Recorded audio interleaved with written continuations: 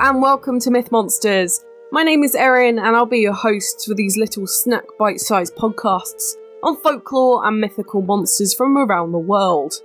These podcasts focus on the actual cryptids, folklore and mythic monsters from global mythology, rather than focusing on the full stories of heroes and their big adventures. I'll also be dropping in some references that they have to recent culture, and where you can see these represented in modern day content, so that you can learn more and get as obsessed as I am about these absolute legends of the mythological world. It's starting to get very cold here in the UK, and I love October. It's spooky season, it's my favourite time of the year, Halloween is around the corner, it's great. But if you are listening on the day this airs, you will be hearing this whilst I'm off on a Scottish adventure, which is very apt for this week's monster, as well as adding more minus degrees to the weather than usual. Yes, so join me in Scotland this week for a monster that has been known as an omen of death. This week we are looking at the horribly foreboding Bean Nighe from Scottish and Celtic folklore. What a strange name, I hear you cry. Well, of course we'll get into etymology later in more depth, but the Bean Nighe is a Gaelic monster, which basically means Old Scottish, but the language is still spoken in some parts of Scotland, which is why it looks a bit alien to us English speakers. The Bean Nighe is generally a spirit, sometimes even described as a water spirit or nymph, that lives along lone bodies of water in Scotland. These would usually be small rivers or rock pools, and she would be washing clothes, usually those with horrific bloodstains. In terms of her appearance, she would often be a very small woman, dressed in green with long, lank hair. However, when you get a bit closer, you would see that she only has one nostril on the end of a very large hooked nose, long, sagging breasts that are thrown over her shoulders so as to not get in the way of her chaw, one jagged tooth, and red webbed feet. She's usually singing a sombre dirge or lament, but this could also be construed as wailing too, and she is very absorbed in both her washing and her singing responsibilities. She's not typically malevolent or benevolent, but very, very neutral. She has a job to do and she's going to do it, all whilst wailing away. She is seen as an omen of death, as the clothes that she is washing will be those of who is going to die, and sometimes you can even see your own if you find her. She is also known as the messenger from the otherworld, which was the Celtic version of the underworld, passing on omens from that world into this one to bring souls into that domain. Sounds pretty bad, right? Unfortunately, if you got this close, you're probably not going to survive the encounter unless you're willing to do some pretty rough things. If she has seen you before you have seen her, you're in for a pretty horrible experience, as her gaze will make you lose the use of your limbs until she has finished her washing. Some tales even say that she will whip you with the wet clothes and take out your legs, and others that she'll break your arms and drag you into the river for you to drown. If you approach her without her seeing you, however, you can actually use this monster to your advantage, but not without a great moral cost. At least, in my opinion, it's a great cost. You would need to take one of the breasts that were lobbed over her shoulder and suckle on it. Then she'll turn around and you'll have to tell her that you are her foster child. She will then either grant you 3 wishes or tell you the answer to a fated question. Most people reportedly ask who the clothes belong to that she is washing, and if they are an enemy, they will leave her to finish, and that person will eventually die. If they are your own clothes or someone you love's clothes, you can interrupt the Bean Nighe from completing her washing to avoid this fate. There is another way of getting your wishes that probably isn't as bad, which is sneaking up behind her and grabbing her, which makes her answer 3 questions honestly, and she expects the same from you. If you do this, she will grant you your wish. It does seem that if you sneak up on her, you do get quite the advantage. Once this is done though, she will never be seen in that spot again, you couldn't go back and capitalise on those wishes. You would have to either find a new one or find her again in a different spot in the Highlands. Now, these spirits are manifested from women who have died during childbirth, and therefore are only ever female, and they are cursed to complete their daily tasks as a mother until the day that they were supposed to have died. Meaning the Bean Nighe can be around for 80 years or so if they died early. However, you could save this woman from this fate by making sure that all of their washing was done before they perished. Otherwise, she would have to finish these after death, forcing her to become this monster.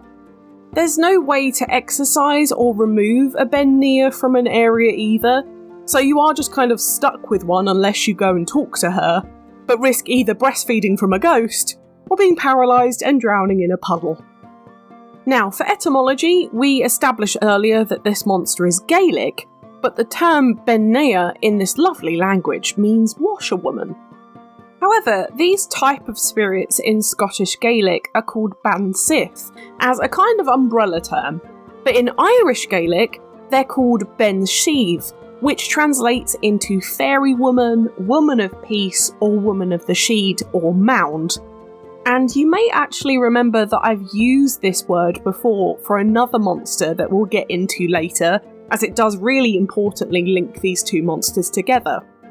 There is another term for the Bean Nighe though, and that's the Niheg, meaning little washer, which is sometimes used for these monsters too, but a little bit more in folklore and in stories.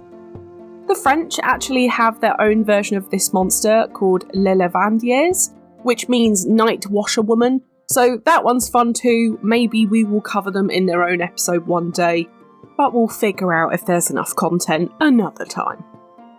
For the Bean Nighe's history, there's actually very little to go on for this, I'm afraid. There's not any specific dates or times in medieval history that this monster really comes from. However, what I can tell you is that a similar monster from the same region came from about the 8th century, and this is, of course, the Banshee from Irish mythology. Usually I would get into this kind of segment later, but this monster is really the most popular and well known that its history slightly bleeds into this one in terms of this type of monster. The Banshee is an Irish monster that is a female spirit who screams outside the house of a person who is doomed to perish. If you see a Banshee, it means that you are indeed that person, so you can certainly see the similarities between these two monsters. I have covered the Banshee in a previous episode if you want to hear more, but they are also part of the Banshee family and really have more research put into their background because of their popularity. We know that they came about in the 700s in exclusively Ireland and were based on keeling women who would cry and sing around a past loved one for a few days after their death in mourning.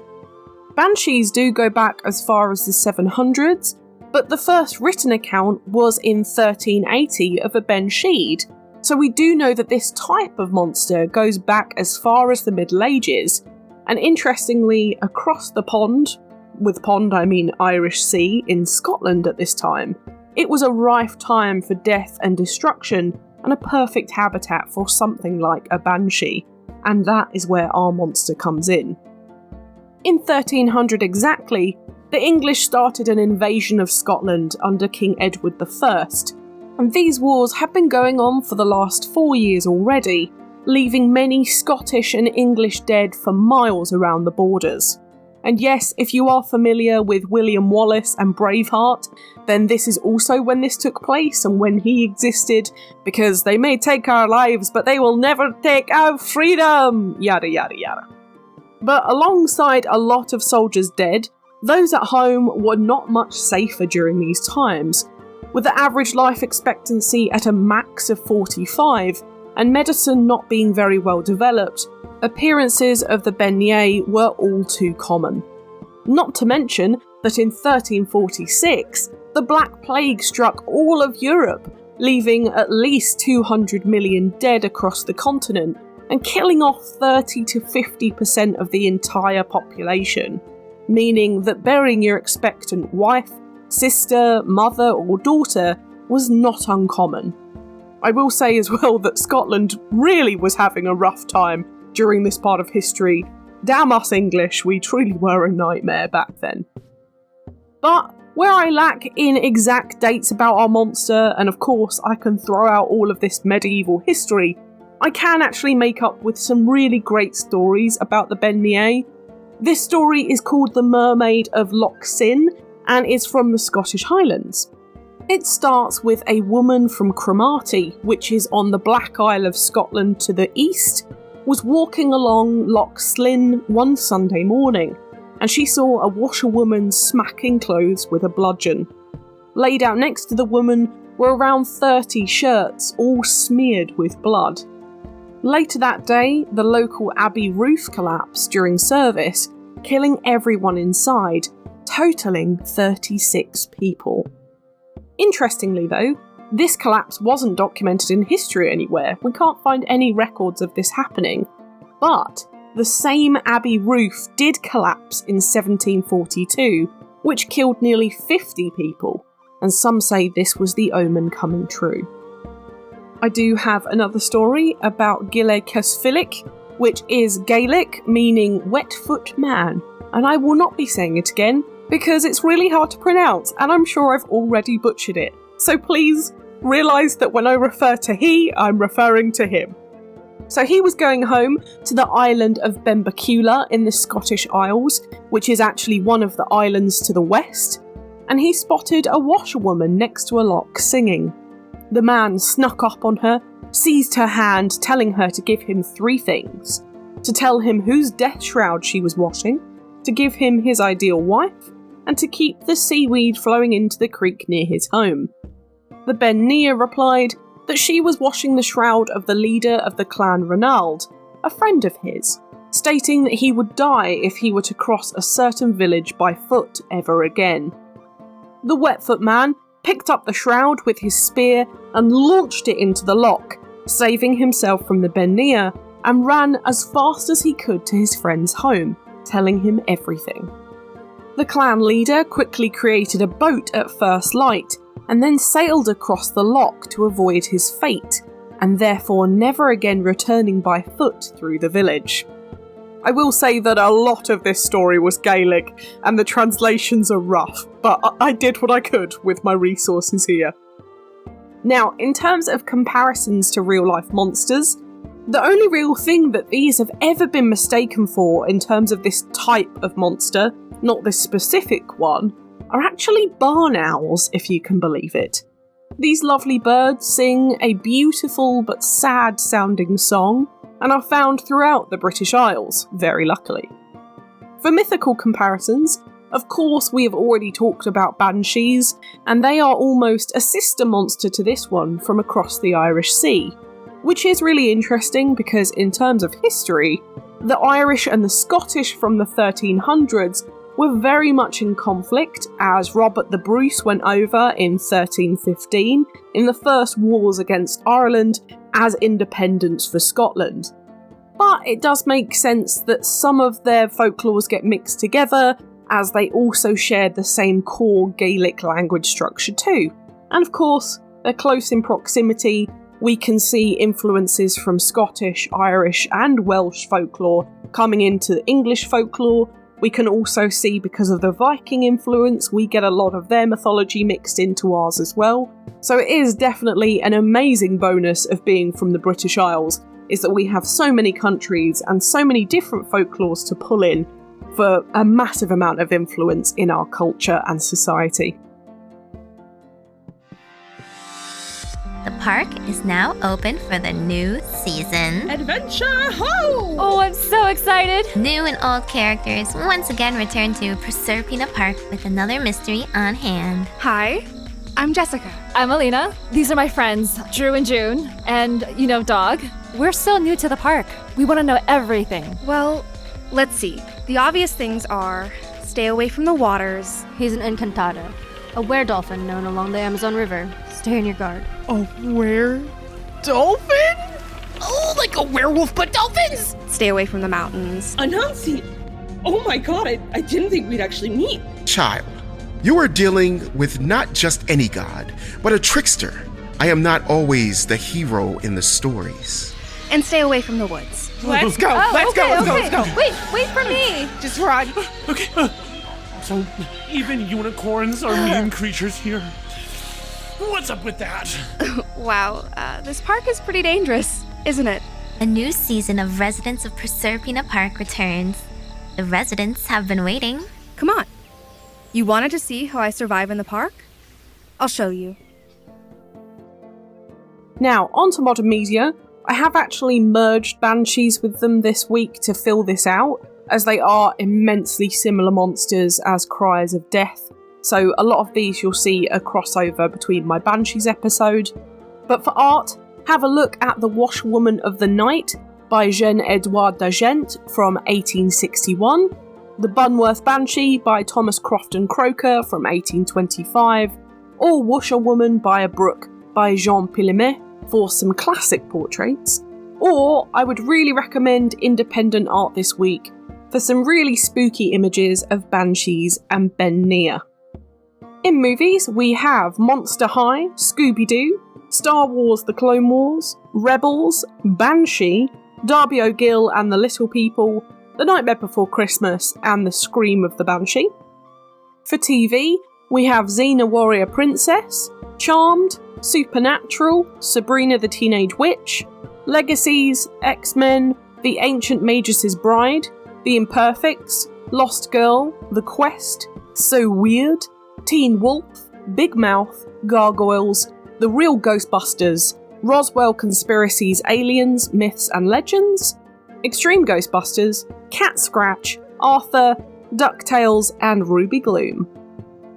In video games, we have ones such as Mass Effect 3, RuneScape, Phasmophobia, Fable, Warframe, God of War, Dragon's Dogma, World of Warcraft, The Witcher 3 Wild Hunt, StarCraft 2, Pokemon, The Force Unleashed, Smite, Mortal Kombat, Halo, Quake 4, Shadowgate, Lila's Skyark, Miitopia, Elvira 3 Jewels of Cerberus, Nexus War, Daily Life with Monster Girl Online, Mystery Case Files, City of Heroes, Nancy Drew, Bloodstained Ritual of the Night, Archon, Coffee Talk, Castlevania, Order of Ecclesia, and Blood. Lovely one to end on. My book recommendation this week is Celtic Myths and Legends by Peter Beresford Ellis, which I've suggested a whole load of times before. It's a fantastic book, I really recommend it.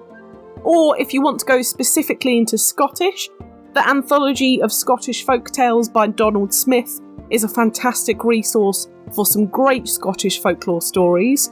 And of course, we look across all of these for Celtic mythology, but have a look if you're interested in this type of folklore.